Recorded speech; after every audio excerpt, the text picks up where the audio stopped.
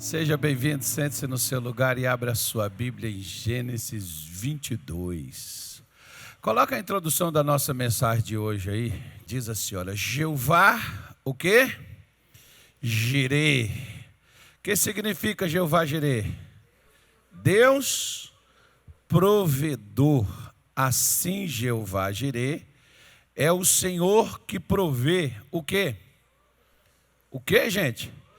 Todas as coisas. Aqui a expressão prover quer dizer dar o que alguém necessitar, suprir necessidade, ou ainda socorrer ao quê? O necessitado. Então você pode ver que é mais abrangente. Às vezes você vai ver que nós vamos afunilar em algumas coisas. Como, por exemplo, daqui a pouco você vai ver algo estabelecido numa coisa só.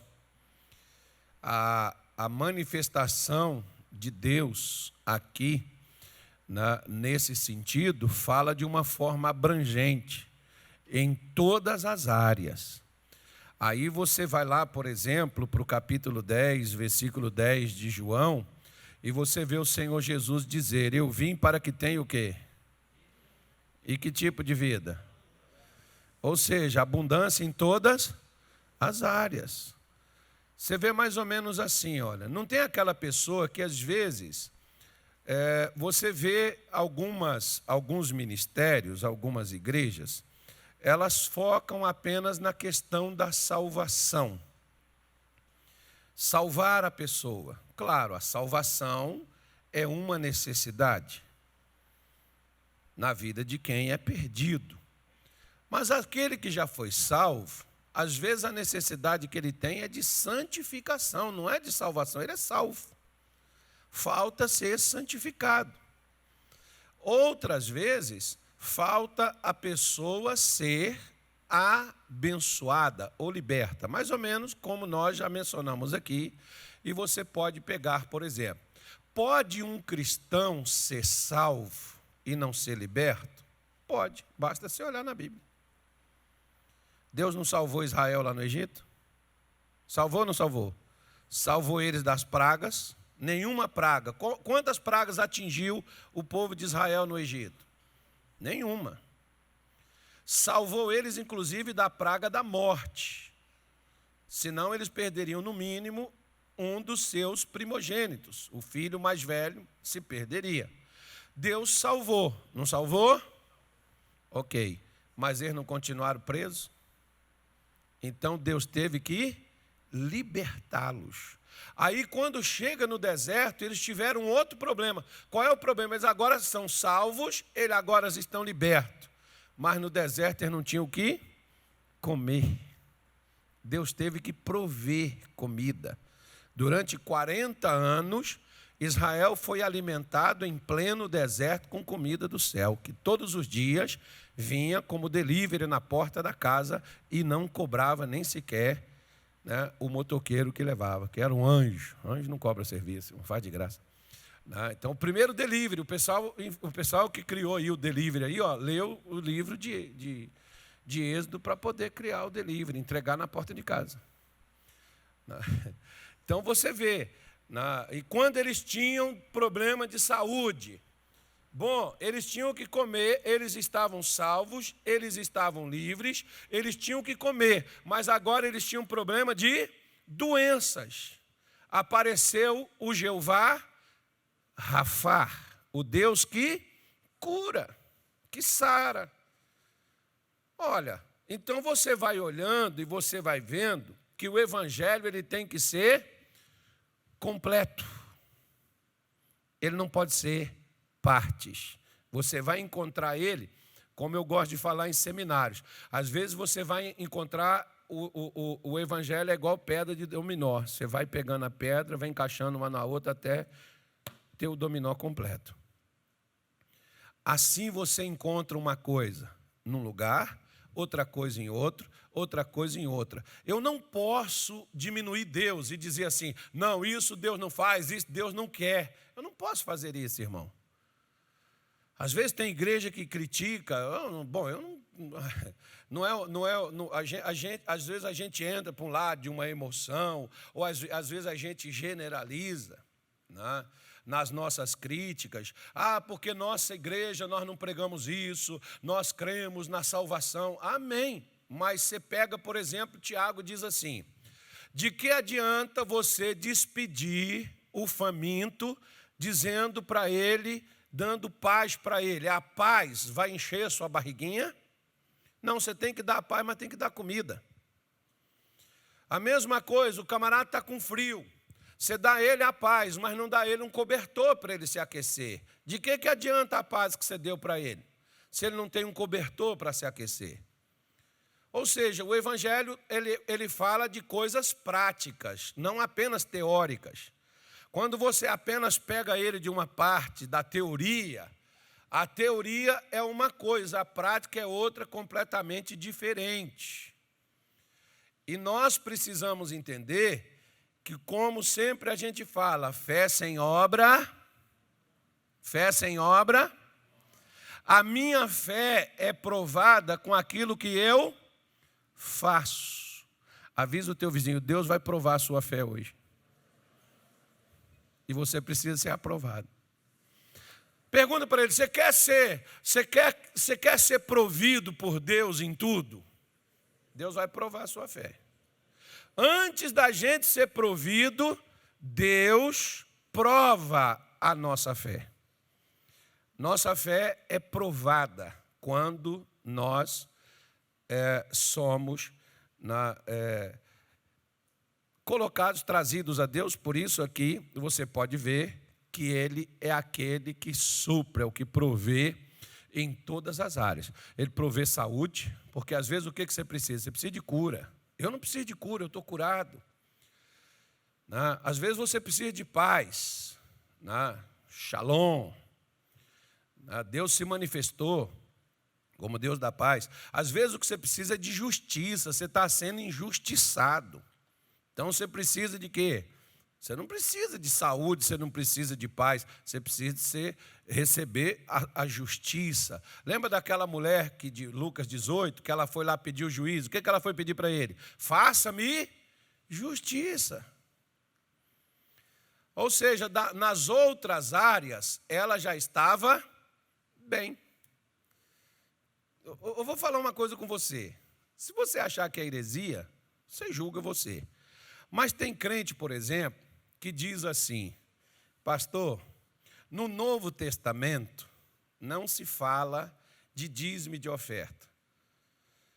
Eu quero fazer um desafio a você. Por que não se fala tanto no Novo Testamento, e fala, como no Antigo?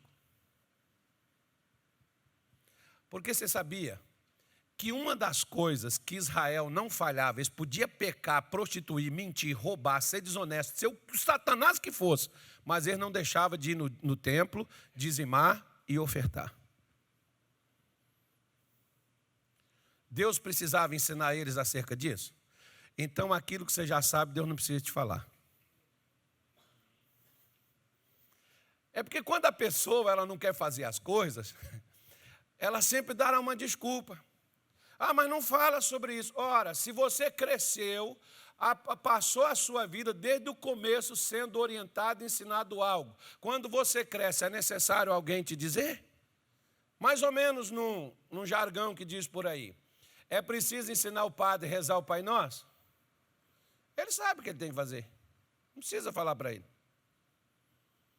É a mesma coisa, irmão. Tem coisa na Bíblia que Deus não precisa repetir, que ele já falou demais sobre aquilo. Aquilo não era carência. Quer ver aqui, ó? Deixa eu só te mostrar, já que eu mexi nesse negócio. Deixa eu te mostrar aqui, olha. É Amós, capítulo de número 4, se não me falha a memória. Deixa eu só te mostrar para você ver. Olha o que Deus falou do povo de Israel. Ele diz assim, versículo 4, Amós 4:4, ele diz assim: vinde a Betel e transgredi. O que era Betel para Israel? A casa de Deus. Diga para mim, Betel é a casa de Deus. Vinde a Gilgal e multiplicai o quê?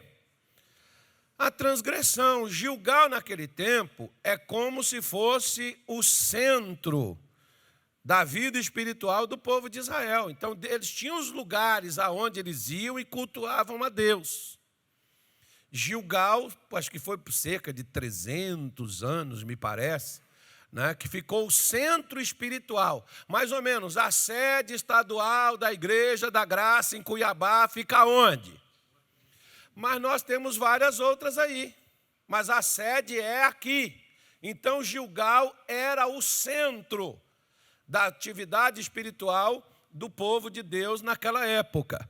Né? Até quando a Igreja da Graça fez uma caravana aí para Israel, me parece que Gilgal foi um dos lugares aonde as pessoas foram. Alguém daqui foi? Não? Então nós vamos fretar um avião que vai todo mundo aqui. Porque hoje Jeová Jireh vai entrar em ação. E Deus ele vai te abençoar tanto que eu vou guardar o meu, você vai pagar o meu. O meu eu guardo e você paga para mim. Amém, gente? Amém, nada, não senti firmeza nisso aí. Então, mas com o que ele me dá, eu vou, ainda levo minha casa. Porque eu não fui ainda, porque eu quero levar a minha casa. Eu quero levar a minha família comigo. Não adianta eu ir sozinho, eu ir com a minha mulher. Eu quero levar os meus filhos, eles irem comigo, meu neto, a galera comigo. Então vamos lá. Vinde a Betel e transgredi, a Gilgal e multiplicais as transgressões. A cada manhã trazeis o quê?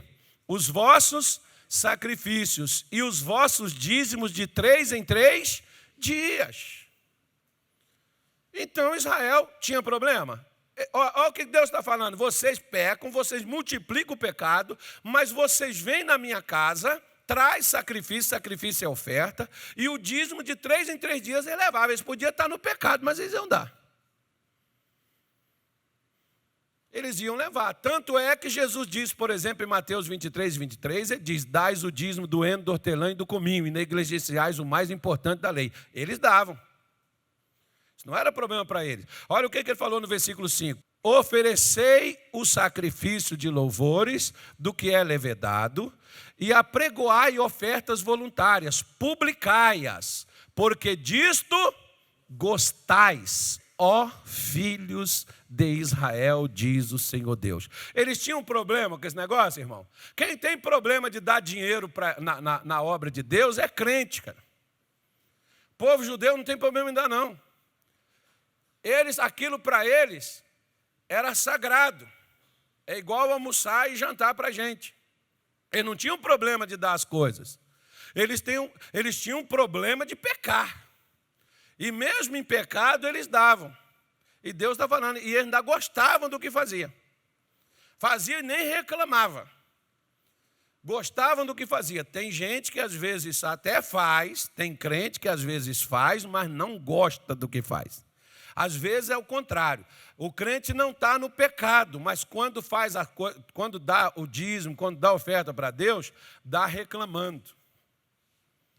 E questionando. O que você mais acha de gente é para questionar as coisas de Deus. Só que às vezes, preste atenção, Paulo disse que nós nascemos e viemos a este mundo, de que forma?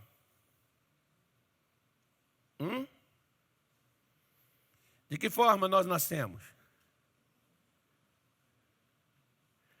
Nus. Muitas vezes, muitos de nós nascemos nus, careca e sem dente. Ou não? Nasce cabelo, alguns caem, mas nasceu. Cresce os dentes, é ou não é? Arranja um talão de cheque, um cartão de crédito, uma conta bancária, conquista uma casa, arranja uma mulher, arranja um marido, arranja um trabalho, uma fonte de renda, uma empresa, cresce na vida, morre. Ontem, por exemplo, eu fui no velório e estava falando para os irmãos. Nós podemos colocar tudo no caixão, abrir essa irmã, abrir a boca dela, botar tudo dentro da boca dela, ela não leva. A única coisa que você vai levar e que eu vou levar desse mundo, sabe o que é? Sabe? Os faraós, bendito foi quem achou aquilo, irmão, e não denunciou. Se não foi arqueólogo, Os faraós eram enterrados com todas as suas riquezas, o ouro, tudo que eles tinham de precioso era enterrado com eles naquelas tumbas que eram feitas. Porque era para eles levar para fazer a passagem. Só que a passagem que você passa, esse preço não paga. Só tem um jeito de entrar lá, que é o sangue de Jesus. Por isso que ele veio morrer por nós. Então, a pessoa pode pegar e pode colocar tudo, levar ouro, levar prata, botar no caixão. Você vê, por exemplo, que às vezes a pessoa, né, pega aquele sapato de... Não vou fazer propaganda aqui não. Aquele sapato, né, de couro, não sei das quantas. Aí pega e veste no defunto, ele fica todo elegante. Tem coisa, por exemplo, que até faz aquela maquiagem, o camarada, né, dá aquela melhorada no rosto dele. Ou dela, a mulher, por exemplo, né? Fica aquela coisa linda, bonita. Enterra, o que acontece? Aí, não vou enterrar, queima. Não vou queimar. Eu vou colocar numa sepultura lá, vou colocar um caixão, não sei do quê. O que vai acontecer? Vai secar tudo. Olha o que Paulo diz lá na primeira carta de Timóteo. Eu não sei para quem que eu estou falando. 1 Timóteo, capítulo 6. Eu ia falar, mas eu vou falar aqui já com você do que nós temos que tratar. Versículo 7, Timóteo 6,7 diz: porque nada, o quê? Trouxemos para este mundo, e manifesto é que nada podemos levar dele. Mas pastor, o senhor falou que eu vou levar, o que eu vou levar? Você só tem direito de levar uma coisa, portanto, cuidado com o que você vai escolher para você levar. Apocalipse 14, 13. Coloca lá que você vai ver o que nós vamos levar. E ouvi uma voz do céu que me dizia... O que a voz dizia? Escreve, bem-aventurado quem? Os mortos que desde agora morrem no Senhor. Sim, diz o Espírito, para que descanse dos seus trabalhos e suas obras. O que nós vamos levar, irmão? O que você fez. A única coisa que a gente vai levar. O que você fez? Você ajudou o seu próximo. Você obedeceu pai e mãe. Você respeitou um ao outro. O que você fez? Você santificou sua vida. Você largou a vida errada. O que você fez? Você viveu da fé. É aquilo que você fez que vai te acompanhar. Aquilo que eu fiz. Como eu vivi, a única coisa que vai comigo. E isso é o que vai determinar se eu estarei à direita ou se eu estarei à esquerda. Olha a segunda carta aos Coríntios, capítulo 5, versículo 10. Pega aí, eu já estou terminando. Depois eu vou voltar lá para Gênesis 22. Porque todos devemos comparecer. Aonde é que todos vão comparecer? Por isso que depende do que você fizer, você não tem o que temer. Se você estiver fazendo o que Deus te mandou fazer, nós cristãos não temos. As pessoas, por que a igreja não fala de Apocalipse? Por que a igreja não prega a volta de Jesus? Irmão, a igreja precisa aprender a fazer a coisa certa, porque quem tem a coisa certa é igual, por exemplo, você vive de boa. Você não é um ladrão, um assassino, um imoral, ou sei lá, qualquer outra coisa, você não é um criminoso. A polícia está ali, tem blitz. Você vai escarregar, sair, porque seu documento está atrasado, você não pagou, a multa, não sei o quê. Você vai fugir? Não, você não deve nada. Por que você vai fugir da blitz? Se você está fugindo, então alguma coisa está errada, né, irmão? Se vem a polícia, entra aqui a polícia aqui com o fuzil na mão para dar uma vistoria, para ver se não entrou um bandido aqui dentro. Aí você já fica, misericórdia, Jesus, me cobre com teu sangue. Senhor, está amarrado, não deixa. Não, o que acontece? Você vai olhar e vai dizer algum problema, policial? Você não vai temer, por quê? Porque você não cometeu nada de errado. Assim somos nós. Nós fazemos o que é certo, ele está dizendo, vamos comparecer ao tribunal. Ai, pastor, dia do juízo. Ai, pastor, quem tem que temer o dia do juízo, irmão, é quem anda fazendo o que não deve. Porque ele diz, cada um receba segundo o que tiver feito por meio do corpo, seja o bem ou o mal. O que você fez enquanto você estava nessa carcaça? Seja ela grande, larga e curta, sei lá, eu não sei, cada um tem o seu jeito. Mas enquanto você estava nesse corpo, o que você fez? Você fez o bem? Você vai receber o bem. Você fez o mal? Ah, mas eu era crente. Você fez o bem ou fez o mal? Esquece, crente. Ah, mas eu era kardecista. Ah, mas eu era espírita. Ah, mas eu era judeu. Ah, mas eu era não sei o quê. Não está perguntando o que você era, está perguntando o que você fez. Enquanto você estava nessa carcaça que Deus lhe deu. Fez o bem ou fez o mal? Não, mas eu estava na igreja, eu era pastor. Não, eu não estou perguntando se era pastor, Carlos. Eu estou perguntando o que você fez. Lembra do demônio do crachá que eu falo aqui? Ah, eu sou membro há 30 anos. Tá bom, e o que você andou fazendo nesses 30 anos? O bem ou o mal?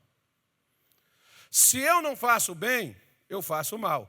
Lá em Marcos 3, Jesus, por exemplo, estava falando sobre acerca daquele homem da mão mirrada, e Jesus disse para ele, é lícito no sábado fazer o bem ou o mal? Porque o cara está dizendo, hoje é sábado, não pode curar ninguém não, vem outro dia. Aí Jesus pergunta, é lícito no sábado fazer o bem ou fazer o mal? Porque se eu não faço o bem, automaticamente eu já estou fazendo o mal. É simples assim, gente. A vida espiritual não tem bicho de 7 cabeças, não. A vida espiritual é simples de viver. Por isso, vamos lá para Gênesis 22. É só uma resposta para alguém aí que Deus mandou eu dar. Não sei para quem era não, mas eu já dei. Então vamos lá para a nossa pregação. É para a pessoa poder entender, a pessoa pode fazer, pode, enfim, mas não adianta fazer por fazer. Ah, eu até gosto, pastor, eu sou patrocinador, amém, glória a Deus por isso. Eu sou dizimista, glória a Deus por isso que você é dizimista. Eu sou ofertante, eu amo o pastor ofertar, amém. Os judeus também gostavam, mas também não largavam o pecado. Andava com a vida errada, a língua era maior do que o corpo. Tem crente que é dizimista, mas a língua dele não cabe dentro da boca dele, só vive falando mal dos irmãos. Não é o nosso caso, amém, gente? Nós não temos esse problema, glória a Deus por isso. Vamos lá então. Diz assim, olha, e aconteceu depois destas coisas. O que aconteceu depois dessas coisas? Que provou Deus a quem? A Abraão. E disse-lhe, Abraão. E ele disse, o que Abraão disse, irmão? Eis-me aqui. Na hora que Deus chamou Abraão, Abraão estava lá. Você lembra quando Deus chamou Adão? Onde é que Adão estava, irmão? Perna para aquele quero. Fugiu. Quando Deus chama você, o que você responde para ele? Nós podemos ver que, humanamente falando, Abraão era um homem realizado. Mas espiritualmente falando, Abraão ainda era um pobre coitado. Por quê?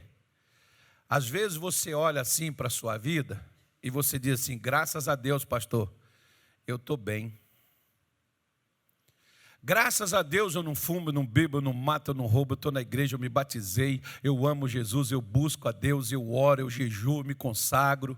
Amém. Deus me abençoou, financeiramente eu estou bem, estou trabalhando, estou pagando minhas contas, vou casar. Amém. Formei uma família, tenho filhos, tenho marido, tenho esposa, tenho netos. Amém. Aparentemente você é uma pessoa de sucesso. Só que tudo isso que você fez vai ficar com quem? E como é que está a sua casa? Você está bem. Se Jesus voltasse hoje, para onde é que iria a sua família? Você iria para o céu, sua família iria para onde? Abraão tinha dinheiro, era rico. Gênesis 13, versículo 2 prova isso. Abraão tinha sido abençoado, Isaac, que era o sonho de consumo de Abraão, tinha nascido. mas a descendência de Abraão não era assegurada. A maior herança que nós, como cristãos, podemos deixar para a nossa família não é ouro, não é prata, não são bens materiais, mas uma fé que mude, uma fé que transforme a nossa vida e a vida de nossos familiares. Você pode ver uma coisa bem interessante, irmão. Abraão deixou, inclusive para o próprio Ismael. Ismael, Agar, a mãe dele, fugiu com ele pelo deserto na rebeldia dela, como se para atingir Abraão. Tem mulher que quando fica revoltada com o marido, ela acha que fazendo as coisas com o filho vai atingir o marido. E ela pega e leva o filho dela para o deserto. E acaba a água, eles não tinham o que comer, e o menino estava entre a vida e a morte, que ela ficou tão desesperada que colocou ele debaixo de uma sombra, e ela se retirou para não ver o filho morrer. Mas Abraão tinha ensinado uma coisa para Ismael. O que Abraão tinha ensinado para Ismael? A confiar num Deus que provê. E o que Deus fez? Apareceu o anjo para Agar e disse para ela: Agar, pegue o menino. Deus ouviu a voz do menino, ele entre a vida e a morte sem poder falar, mas falou e foi ouvido por Deus. Tem gente que não está nem entre a vida e a morte, fala e Deus não escuta. Por quê? Qual é a diferença? A diferença, irmão, é que Deus não ouve minha necessidade, Deus ouve minha fé. É a minha fé que tem que falar. E muitas vezes o que fala a minha fé não são palavras, é ação. Fé sem obra é fé morta. Por isso, quando Deus fala com Abraão, o que Deus fala para ele? Versículo 2, vamos embora lá, filho. Versículo 2, o que Deus diz para ele? Toma agora quem? O teu filho, o teu único filho, Isaque, a quem tu amas, e vai-te à terra de Moriá, e oferece-o ali, em o quê? Em holocausto, sobre uma das montanhas que eu te direi. Aleluia. Presta atenção. Isaque não era o sonho de Abraão? Não era o complemento dele? Sim ou não? Era. Quando Isaque cresceu, virou um rapaz, as pessoas pensam que Isaque era uma criança. Não, a Bíblia mostra aí, fala moço, tem tradução que fala moço e tem tradução que fala rapaz. Ele já era crescido. Já tinha se apegado com Abraão. Já havia criado um vínculo. Você imagine o pai que perde um filho ainda no ventre. Agora imagine um pai que perde um filho que conviveu com ele há alguns anos. Que dor que é. E que difícil que é separar. E a gente sabe que dói. Não precisa perder para saber que dói. E o que aconteceu? Deus chega aqui. Agora Abraão está ali realizado. Abraão está ali na sua boa. Tudo que ele queria agora ele tinha, gado, ouro, prata, servos, ele tinha 318 empregados, criados, nascidos em casa, de gente que o amava, que o estimava. Abraão tinha agora o Isaque, o filho da promessa de Deus se cumpriu na vida dele, e Deus agora chega para ele e disse assim: pega o teu filho, o teu único filho a quem tu amas, era o único que restava, que estava com Abraão. O que é que eu amo, pastor? É aquilo que eu não vivo sem. É algo que se tirar de você vai causar um baita de um prejuízo. Vai causar um estrago em você. Tem pessoas que dizem assim: eu não posso viver sem minha mulher. Eu não posso viver sem meu filho, pastor. Eu não posso viver sem ele. Se eu perder essa casa, eu não sei o que vai ser da minha vida. Se eu perder, pastor, esse negócio, esse emprego que eu tenho, se eu perder isso aqui, eu não sei o que vai ser de mim. Eu tenho que manter isso aqui a qualquer custo, porque se eu perder isso, eu estou perdido. Alguns dizem até assim: eu estou ferrado. Né? É algo que você é apegado, é algo que você necessita, é algo que é difícil para você abrir mão daquilo dali. Isso é o que Deus estava pedindo para Abraão. Abraão sabia o que era holocausto, presta atenção. Sacrifício é o mesmo que oferta, oferta é o mesmo que presente. Holocausto não. Holocausto significa oferta queimada. Sabe o que era feito?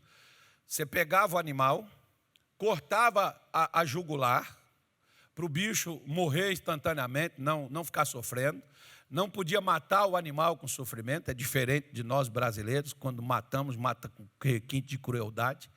Eles têm um camarada treinado só para isso, que é para o animal não sofrer, né, durante a morte. Eles não têm covardia.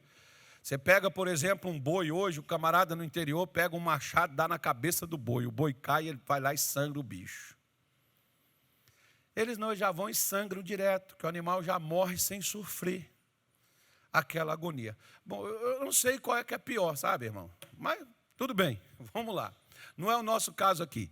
O que Abraão iria fazer com Isaac? Cortar a jugular, cortar em pedaços, colocar no altar e colocar fogo, porque até os ossos tinha que queimar. Você imagina a cena?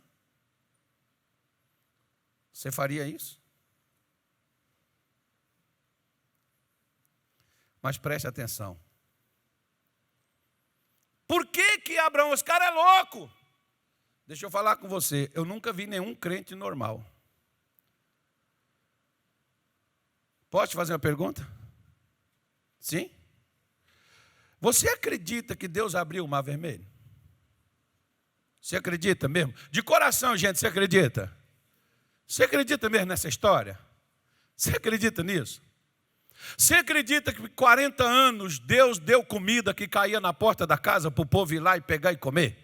Você acredita mesmo nisso? Você acredita que Deus tirou água da rocha? Você acredita nessa história?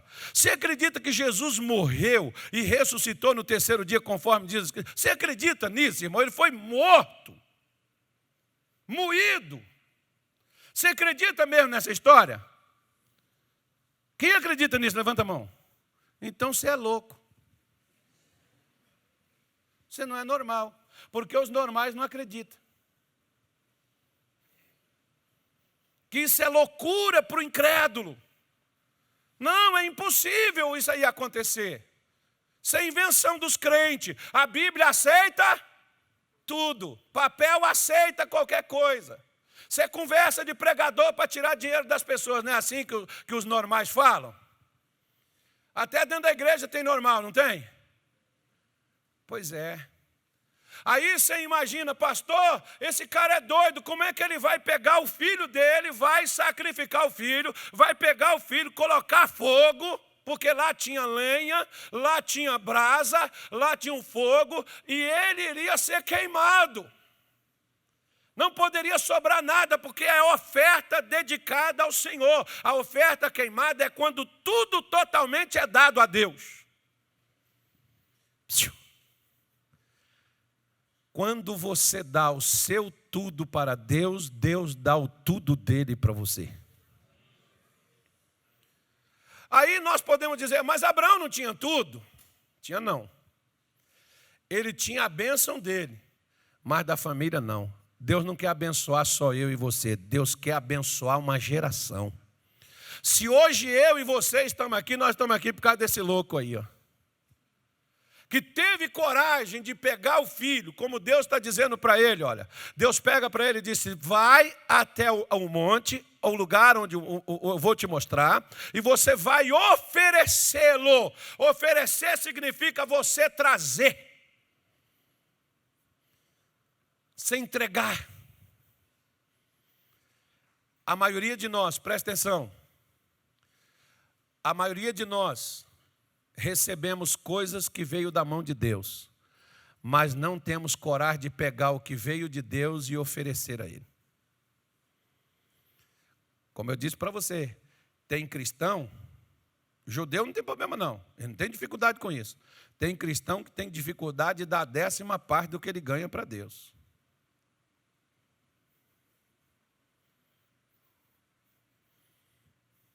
Quanto mais Deus chegar e pedir algo, que eu não posso abrir mão daquilo, que eu estou ligado àquele negócio, que eu estou agarrado àquilo dali. Abraão está atrelado a Isaac. Ele não vivia sem Isaac. Isaac poderia viver sem ele, mas ele não poderia viver sem Isaac. Ele amava. O que você ama, você apega. O que diz o Salmo 91:14? Porque a mim se apegou com o quê? O que você ama, você apega. Não tem culpa se seu marido não é apegado contigo. Se a sua mulher não é apegada com você. Se o seu filho não é apegado com você. Se o seu pastor não é apegado com você. Porque o que a gente ama, a gente apega. A gente não quer abrir mão, a gente não quer perder. Às vezes tem pessoas que reclamam, porque o pastor ele pega no pé, porque ele não quer perder você, irmão. Ele ama você. É por isso que te corrige, é por isso que chama a sua atenção, é por isso que te ensina, é por isso que às vezes perde tempo contigo, é por isso que às vezes fala com você, te orienta. Por quê? Porque não quer te perder. Só que tem gente que diz assim, mas ele quer meu dinheiro. Bom, aí é problema seu, vamos embora. Versículo de número 3, vamos lá. Diz assim, que eu não cheguei onde a gente precisa chegar não. Hoje a gente termina meia-noite, é outra vigília, amém? Então se levantou Abraão de que horas? Pela manhã de madrugada, 4 horas da manhã, é a hora que crente levanta, né, irmão? E albardou, selou seu jumento, e tomou consigo 2 de seus moços, e Isaque seu filho, e cortou lenha para o holocausto, e levantou-se e foi ao lugar que Deus lhe... Esse camarada tinha coragem demais, irmão, você está doido. É muita coragem. Olha só o outro versículo, vamos embora, vamos ler. Ao 3º dia levantou Abraão seus olhos e viu o quê? Viu o lugar de longe. Vamos embora, passa. E disse Abraão aos seus moços, ficai-vos aqui com o jumento, e eu e o moço iremos até lá. E havendo adorado, preste atenção nisso, havendo adorado, tornaremos a vós. Presta atenção. O que era o holocausto? Não é caso Bahia não, mas dedicação total. O que ele ia fazer com Isaac? Ele ia queimá-lo todo, ia virar cinza. Mas ele está dizendo que ia voltar com o rapaz. Ele disse, eu vou com o rapaz, eu vou com o moço. Mas nós vamos tornar. Ele falou no plural. Mas ele não ia queimar o menino? Ele não ia sacrificar o garoto, o rapaz? Ia ou não ia? Como é que o rapaz ia voltar? Pastor, ia voltar no coração dele, na alma dele. Não, irmão, ele não estava falando de alma. Ele está falando de físico. Fique aqui porque eu vou lá com ele e nós vamos adorar. Porque quando você oferece algo a Deus, a maior adoração é quando a gente oferece o que Deus nos pediu, não aquilo que nós queremos. Por exemplo, até um hino para mim cantar, irmão, eu pergunto a Deus o que ele quer ouvir. Por quê? Porque eu vou cantar é para ele, não é para mim. Mas eu gosto desse hino aqui, mas não é para mim, é para ele. Não estou cantando para mim. Eu vou fazer algo, eu vou fazer para quem? Para mim? Não, eu vou fazer para ele. O que eu faço para ele é adoração. Lembra quando Satanás ele foi lá disputar, foi pedir a Jesus, se você prostrar e me adorar. Porque culto para Deus, quando você dizima, quando você oferta, quando você oferece sua vida, quando você entrega o que você tem, você está fazendo a maior adoração a Deus. Tem gente que acha que adorar é só...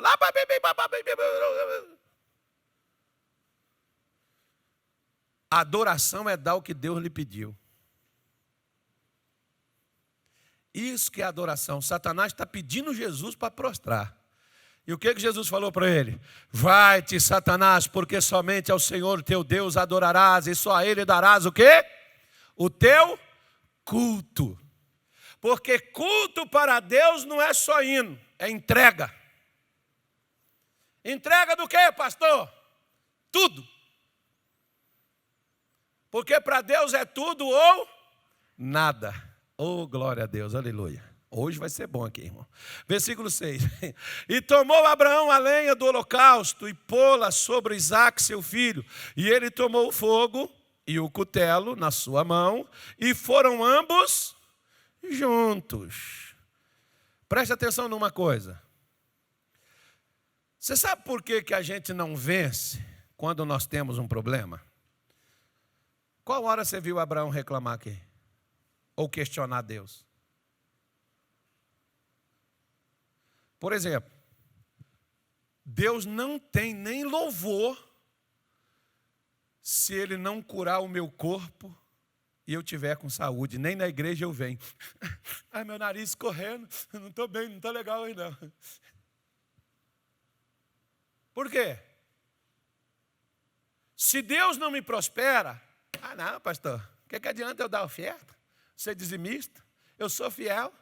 Olha o que está acontecendo na minha vida não prospera. Deus não me abençoa. E por quê?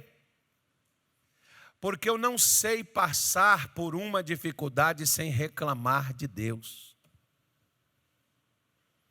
Eu não sei passar por prova calado. E uma coisa, meu querido, Deus vai fazer: provar a nossa fé. A nossa fé, ela é provada. Em qualquer área, em qualquer sentido. Basta você ver, como eu estou te falando, quando um crente tem algum problema na vida, porque parece que ele paga um seguro de vida. E por ele pagar, não, é direito meu, eu exijo. Então Deus, olha, o Senhor tem que me proteger, o Senhor tem que me guardar, o Senhor não pode deixar nada acontecer comigo, o Senhor não pode deixar nada chegar na minha vida, porque se o Senhor chegar, eu não te sirvo mais. Eu não aceito, porque eu sou fiel. Então eu quero proteção, cobertura total. E se acontecer alguma coisa, pastor, eu não posso conformar com isso, eu não posso aceitar isso. Tá bom, você não pode conformar, mas uma coisa e um conselho eu lhe dou. Fecha a sua boquinha e fica quietinho no teu canto e continua a sua caminhada de fé. Você só tem ovo para comer? Agradeça pelo ovo, que tem gente que nem ovo tem. Eu muitas vezes coloquei no meu prato arroz, farinha e tomate. Ainda vou te ensinar uma coisa, dá uma farofinha gostosa. Se tiver uma cebolinha então assim para picar assim, ó, fica bom demais, irmão. Aqui, lá no Pará, por exemplo, o pessoal tinha uma farofinha que se fazia de farinha, tomate e pimentão. Uma delícia. Quando você ia comer um peixe, vinha aquela farofinha. Que benção. Aqui você já introduz a banana, né? Já é melhor a banana. Lá eles colocavam o tomate e o pimentão. Aqui o pessoal gosta da farofa com banana. Que gostoso é aquela farofinha de tomate. E eu agradecia, Senhor, obrigado por esse alimento. Deus, sabe por que eu agradeci, irmão?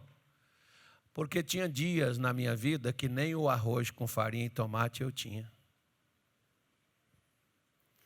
Quem já passou fome sabe agradecer por um pedaço de pão seco. Porque um dia teve que beber água para amenizar a fome. Quem não tem um braço ou uma mão que perdeu no acidente, sabe agradecer a Deus por não ter perdido a vida, perdeu sua mão. Tem gente com as duas mãos reclamando da vida.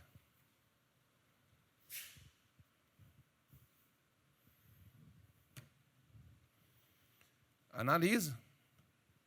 Vá nos hospitais, vá aqui no Hospital do Câncer para você ver como tem gente lá lutando contra aquela doença infeliz para não morrer e tem gente sã reclamando da vida.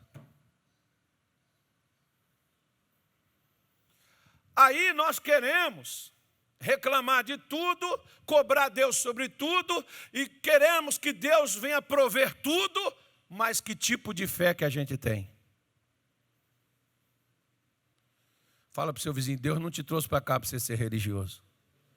Deus te trouxe para cá para ensinar uma fé que vence.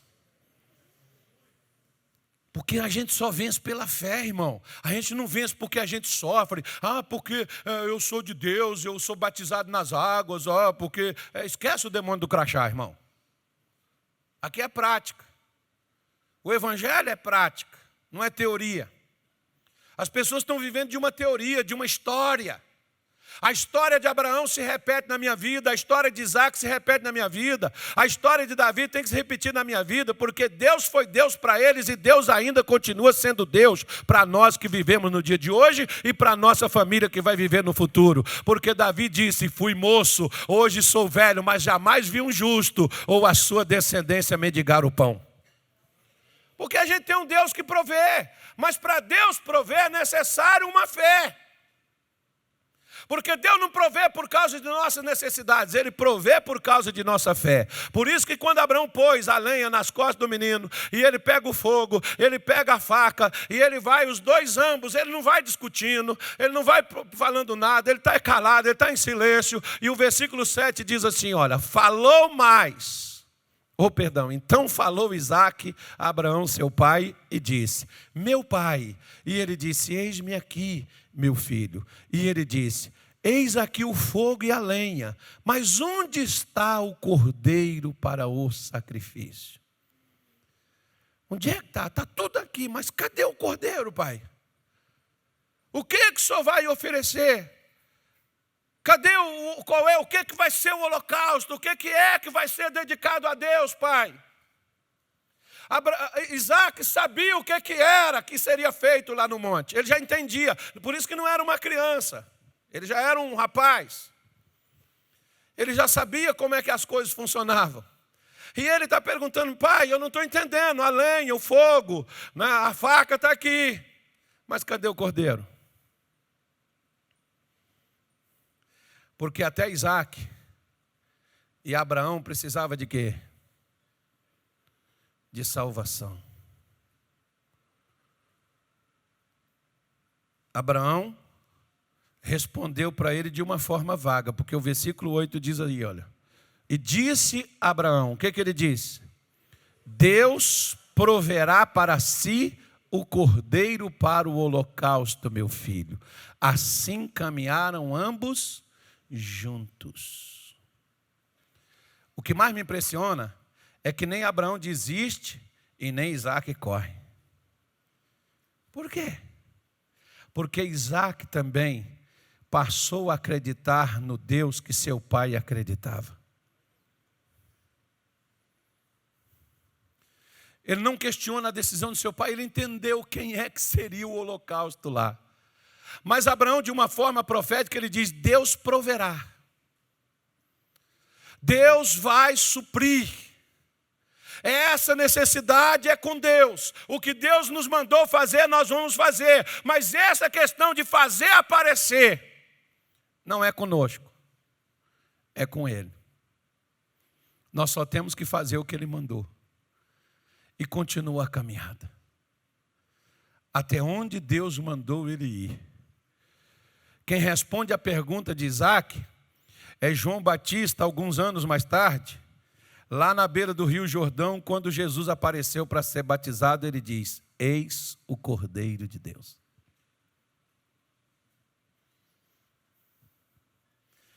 Por isso que em João 8, Jesus diz assim, Abraão desejou ver os meus dias e não viu. Ele acreditou que Deus proveria. Pastor, e Deus ia cancelar o sacrifício de Isaac? Ia não. O sacrifício prosseguiu, você quer ver? Bora lá, ó. E chegaram ao lugar que Deus lhe dissera, e edificou Abraão ali um altar, e pôs em ordem a lenha, amarrou a Isaque seu filho, e deitou sobre o altar em cima da lenha. Vamos lá. E estendeu Abraão sua mão e tomou o cutelo para imolar seu filho. Versículo seguinte, mas o anjo do Senhor lhe bradou desde o céu e disse, o que ele disse, irmão? Abraão, Abraão. E ele disse, o que ele disse? Eis-me aqui. E o que o anjo falou? Então disse, não estendas a sua mão sobre o rapaz, e não lhe faças nada, porquanto agora sei que temes a Deus, e não me negaste o teu filho, o teu único filho. Materialmente falando, Abraão sacrificou? Não, espiritualmente falando, sim. Por quê? Porque o próprio anjo testificou aqui, não foi Deus, foi o anjo. O anjo não é onisciente. Deus é onisciente. Deus sabia que Abraão poderia fazer. Mas não era o anjo que não é Deus que está falando com Abraão, quem está falando é o anjo. O anjo não tem onisciência. Ele só sabe o que a gente fala e só vê o que a gente faz. E o anjo está aqui dizendo, agora eu sei que você teme a Deus. Agora eu sei que você não é um crente religioso, Abraão. Agora eu sei que sua fé não são palavras vagas, porque a fé de Abraão foi demonstrada naquilo que ele fez, porque ele não negou o que Deus lhe pediu. E na hora que ele está lá prontinho, que levanta a mão, Deus deixou ele ir até a mão. Na hora que ele levanta para cortar a jugular, Deus disse, não precisa fazer. Porque você não negou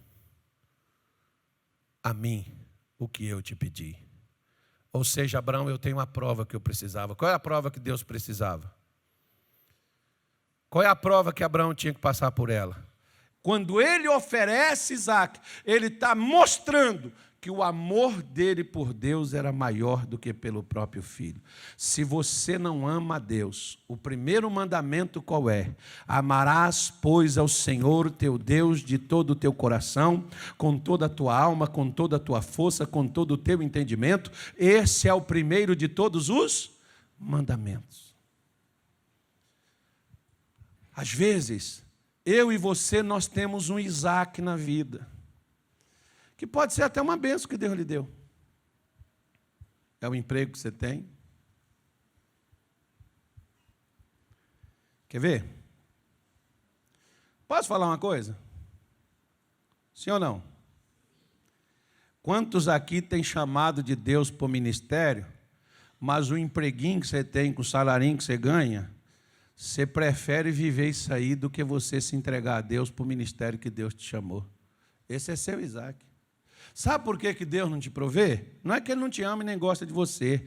É porque sua fé, quando provada, falha.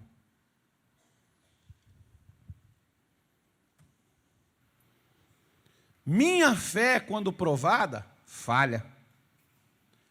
Você sabe, por exemplo, eu nunca quis ser pastor. Se você for conversar com qualquer um desses pastores aí, eles tinham outro sonho, muito menos ser pastor. Sabe o que a gente ganha sendo pastor? De Deus a gente ganha honra, de muitos a gente recebe problema. E ainda é criticado, debochado, desprezado, porque pastor é o sujeito mais desprezado que tem dentro de igreja. Às vezes a gente é respeitado por gente de fora e criticado por quem é de dentro. Você vê que Paulo, por exemplo, diz que um dos maiores problemas dele era com os falsos irmãos dentro da igreja. O que Jesus foi? O mais rejeitado de todos os homens. Por que as pessoas te rejeitam quando você se torna crente? Quando é bandido, ladrão, vagabundo, corrupto, pecador, né, adúltero, sei lá, efeminado, qualquer outra coisa, todo mundo te respeita, te trata bem. Quando você vira crente, todo mundo vira as costas para você. Briga não, é assim mesmo.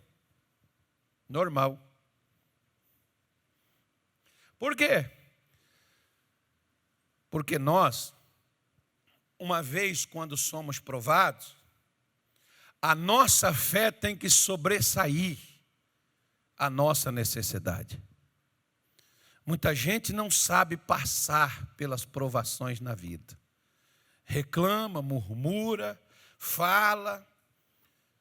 E muitos desistem quando estão sendo provados.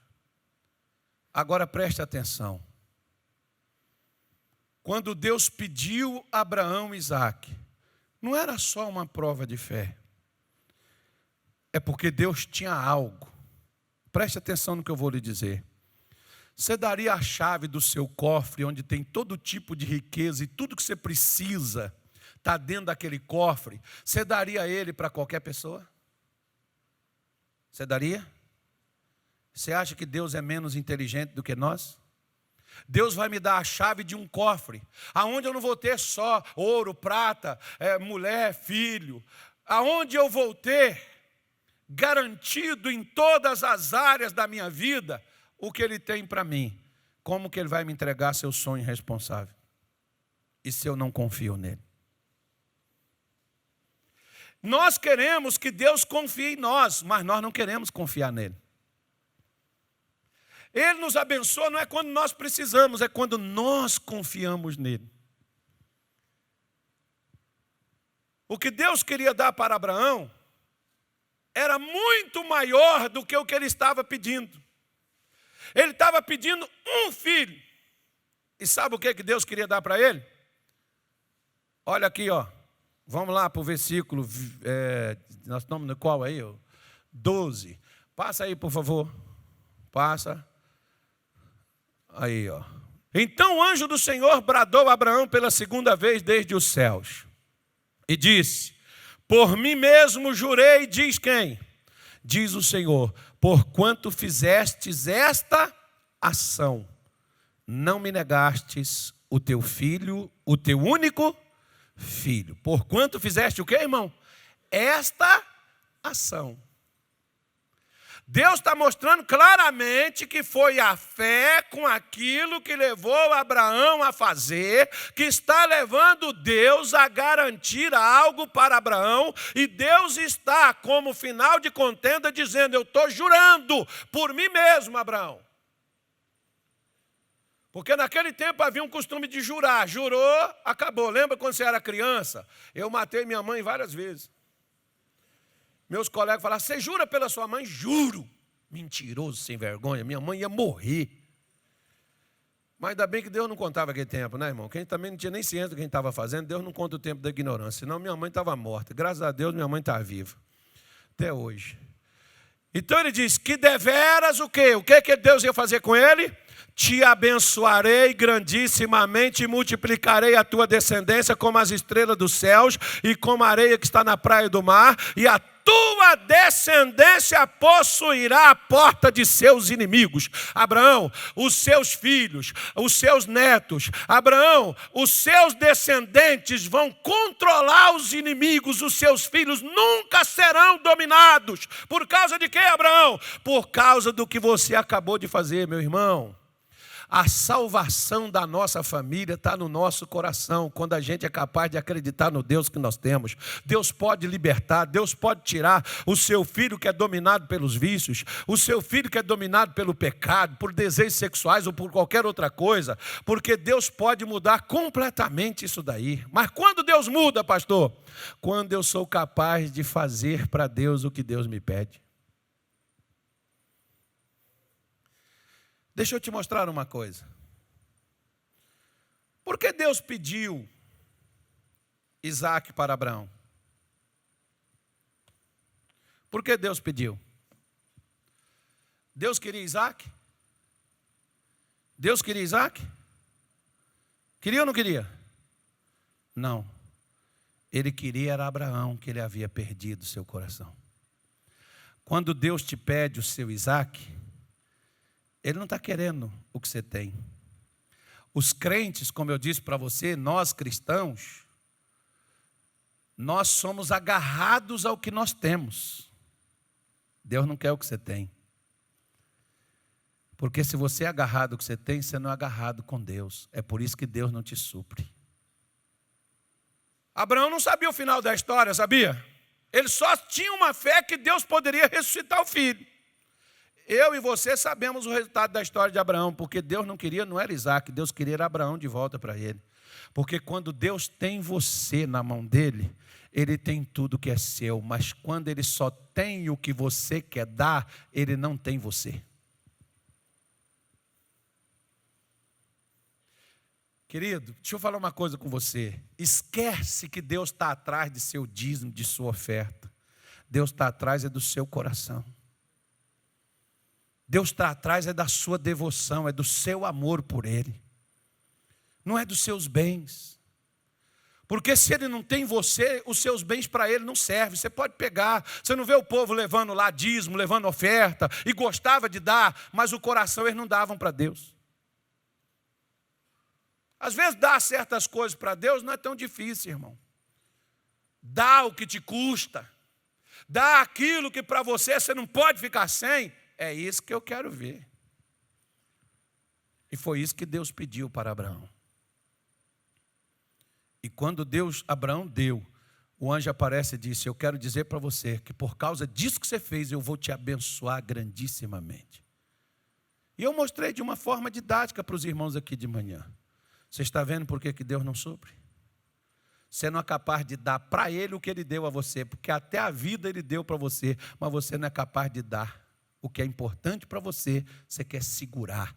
Ou seja, a bênção de Abraão estava presa em Isaac. Sua bênção está presa naquilo que você segura e não entrega a Deus. Porque a bênção de Deus não é só para você, é para a sua família, é para a sua descendência. Você vai sair desse mundo e a bênção de Deus vai estar girando dentro da tua casa, dentro da tua família, porque Deus quer que isso passe de família para família. Por isso que você vai ver, passou de Abraão para Isaac, de Isaac para Jacó, de Jacó para José. Lá no Egito o povo deixou morrer, Deus levantou Moisés, depois Deus levanta Josué, depois o povo deixa aquilo morrer, e Deus vai levantando pessoas, levanta Sansão, levanta Jefté, levanta Débora, levanta Baraque, e Deus vai levantando pessoas, e esse negócio vem até chegar em Jesus Cristo. Aí agora você consegue entender a oferta da viúva? Você consegue entender por que as pessoas chegavam e davam pacote de moeda, e Jesus olhou e disse assim: essa viúva foi a maior ofertante. Por quê? Porque ela deu todo o seu sustento. Ela deu aquilo que ela não podia dar. Por isso Jesus diz assim: por isso também eu digo que para a memória dela, onde o evangelho for pregado, até lá em Cuiabá, no Mato Grosso, no dia 1º de dezembro, Carlos vai falar disso de novo. Essa mulher está morta, enterrada, mas hoje a memória dela está sendo lembrada por nós aqui outra vez, que eu já falei isso aqui em outras oportunidades. Amém, irmão? Não tenha uma fé teórica, tenha uma fé prática. Fé sem obra é fé morta. Qual é o seu Isaac? Oferece ele para Deus, todo coração se desliga, aquilo que você apega. Não, pastor, isso aqui eu não deixo nem ninguém pegar. Desliga disso, irmão. Entrega isso para Deus, põe isso na mão de Deus. Deixa Deus ser Deus para você, feche os seus olhos. Senhor nosso Pai, nosso Deus, em nome do nosso Senhor Jesus. Meu Pai, diante da Tua presença, nós estamos aqui nesta noite de hoje. Ó Deus, e assim como o Senhor chamou Abraão e Isaac lá no alto do Monte Moriá, porque era o lugar da renúncia, da entrega. Meu Deus, e Abraão teve a coragem e foi fiel, meu Deus, e teve uma fé para poder, meu Pai, fazer aquilo que o Senhor pediu. Senhor Deus, tudo que nós temos, que nós somos, e o que a gente vier a ter, nós nunca vamos ter isto por mérito próprio, por esforço, por dedicação. Muitos de nós, quando conseguimos alguma coisa, a gente vai dar um testemunho e a gente diz: eu orei, eu participei de uma campanha, eu levantei de madrugada, eu me consagrei, eu jejuei por tantos dias, e eu consegui esse emprego, eu consegui essa porta aberta, eu consegui casar, eu consegui gerar um filho, eu consegui, Senhor, montar os meus negócios. É assim que a gente conta, porque nós não sabemos reconhecer que a fonte do nosso sustento e aquele que nos supre é o que fez os céus, a terra e o mar e todas as coisas que nela há. Nós somos muito egoístas e mesquinhos quando nós somos capazes de reter determinadas coisas que de ti veio para nós. Eu sempre costumo dizer: de onde veio isso tem muito mais para vir, porque o Senhor, meu Deus, não retém a tua bênção sobre nós. A tua palavra diz que o Senhor não retém nenhum bem aqueles que andam na retidão. perdão. Por isso, meu Deus, muitas vezes nós somos privados, o Senhor não se manifesta de uma forma poderosa, o Senhor não supre nossas necessidades, porque nós não somos capazes de confiar em Ti. Nós não somos capazes de entregar ao Senhor aquilo que de Tuas mãos veio. Eu me lembro da oração de Davi, quando ele chama Israel para construir uma casa para o Senhor, e ele chega e diz com alegria: Senhor, tudo isto veio de Tuas mãos. Nós não estamos fazendo nada a não ser, Senhor, devolver que das Tuas mãos veio a nós. Oh meu Deus, quando nós somos desapegados, quando nós somos desprovidos, é quando nós somos, meu Deus, supridos em todas as áreas da nossa vida. Por isso, Senhor, não deixa a gente murmurar quando passarmos por uma dificuldade, por uma luta, uma privação. Meu Deus, nos ajude a ter essa fé forte. Senhor, em nome de Jesus, quando enfrentarmos uma adversidade, nos ajude a ficar calado e saber que nós estamos caminhando para o alvo, para o prêmio da soberana vocação de Deus em Cristo Jesus. O Senhor nos chamou para a gente fazer história. O Senhor nos chamou, meu Deus, e muitas vezes, antes de chegar no topo, a gente passa no vale. Por isso que Davi diz: ainda que eu passe pelo vale da sombra da morte, não temerei mal algum. Não deixa a gente ser covarde, não deixa a gente ser medroso. Ajude a gente a ter essa fé que é capaz de acreditar na ressurreição, que o Senhor é aquele que gerou Isaac no ventre de Sara, meu Deus, e o Senhor é aquele que poderia tirá-lo das cinzas. O Senhor é aquele que das cinzas poderia trazer de volta a vida, porque o Senhor é o que cria, o Senhor, meu Deus, é o que gera, o Senhor é o que recria, e a Tua palavra diz que nós fomos recriados em Cristo Jesus para as boas obras, as quais o Senhor preparou para andarmos nelas. Por isso nos ajude a andar de fé em fé, por isso nos ajude a avançar, ter essa fé, meu Deus, que rompe cadeias, essa fé que rompe tradições, essa fé que rompe hábitos, essa fé que rompe o medo, essa fé que vence a dúvida, essa fé que vence a desconfiança, essa fé que avança, meu Deus, e que vai adiante. Por isso eu oro nesta noite de hoje e te peço, se tem alguém aqui, meu Deus, precisando de saúde, Senhor, cura em nome de Jesus, toca na carne, nos nervos, no sangue, nos ossos, nas juntas. Se tem alguém com os caminhos amarrados, desembaraça esses caminhos, portas fechadas, abra, Senhor, esta porta na noite de hoje. Oh meu Deus, é a família, meu Deus, venha trazer harmonia, paz dentro desse lar, dentro desse casamento. Torna o coração desta mulher para o seu marido, o coração desse marido para essa mulher. Coloca, meu Deus, a Tua bênção dentro desta casa, que haja respeito dentro deste lar. Senhor, abençoe os negócios que desencaminharam e essa pessoa, meu Deus, está falindo, fracassando, ela não prospera. Espírito Santo de Deus, venha nesta noite, coloca a Tua mão e põe a Tua bênção e faça, meu Deus, essa pessoa viver uma nova história. Abençoa, meu Pai, porque Teu é o reino e Tua é a glória hoje e todo sempre, no nome de Jesus. Diga comigo: Senhor, meu Deus, Tu és o meu Jeová Jirê, por isso eu entrego nas Tuas mãos o que eu tenho e o que eu sou, Senhor, eu entrego a Ti. Eu não vou temer, eu vou confiar no Senhor, eu vou avançar, porque de hoje em diante nada mais me faltará. O Senhor há de prover todas as coisas na minha vida.